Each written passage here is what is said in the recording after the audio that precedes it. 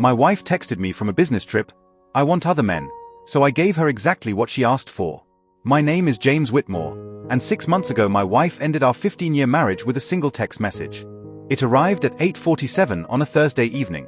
I was in our kitchen in Surrey, loading the dishwasher after putting our 2 children to bed.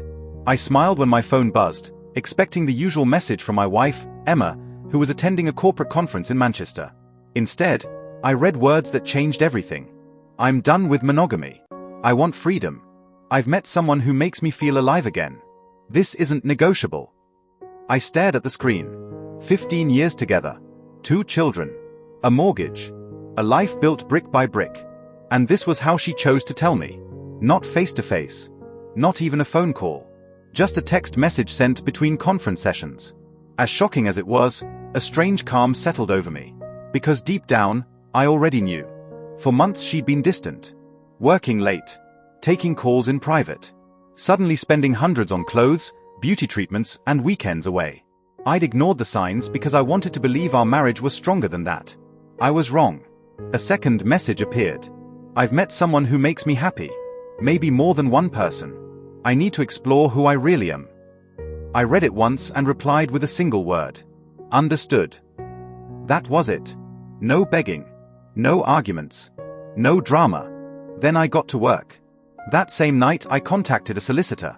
I gathered financial records, organized documents, and began preparing for a future I never expected to face.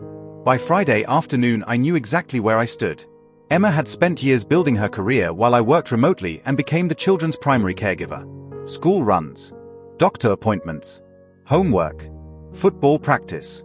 I handled nearly everything. According to my solicitor, that mattered. A lot. Meanwhile, Emma's messages became increasingly frantic. "Why aren't you replying? We need to talk. You're overreacting." Then came my favorite. "Your silence is emotional abuse." I laughed out loud when I read that. The woman who had ended our marriage by text was accusing me of being cruel. On Sunday evening she returned home expecting a conversation. Instead, she found divorce papers waiting on the kitchen table. Next to them sat a storage unit receipt containing every box of belongings she'd left behind. The look on her face was unforgettable. Shock. Confusion. Then panic. "What is this?" she demanded. I looked directly at her. "It's the freedom you asked for." For the first time since sending that text, she seemed genuinely afraid. She claimed she'd been confused. Claimed it was a mistake. Claimed she never expected things to go this far. But the truth was simple. She hadn't expected consequences. Over the following months everything came out. Dating profiles. Secret hotel bookings. Messages to multiple men. The affair wasn't a moment of weakness. It was a lifestyle she'd been building behind my back for nearly a year. During custody evaluations, our children unintentionally revealed the truth. When asked which parent handled their daily lives, both gave the same answer. Dad. The reports confirmed what everyone already knew. I wasn't helping raise our children. I was raising them. The court awarded me primary custody. Emma received limited visitation while completing parenting programs recommended by the judge. Financially, the outcome wasn't much better for her.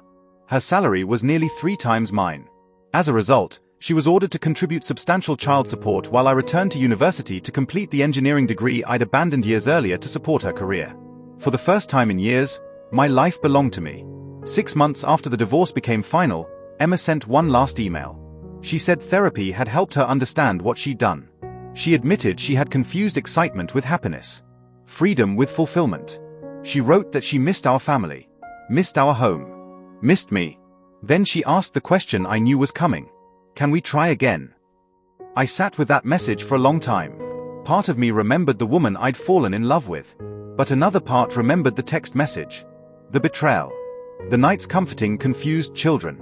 The months spent rebuilding everything she destroyed. So I replied honestly. What you called boring was actually love. What you called routine was commitment. You didn't lose me because of a mistake.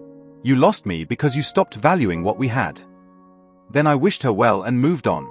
3 months later, I was sitting in a university cafe between lectures when a woman carrying a stack of engineering textbooks asked if the seat opposite me was free. She smiled. I smiled back. And for the first time in a very long time, the future felt exciting again.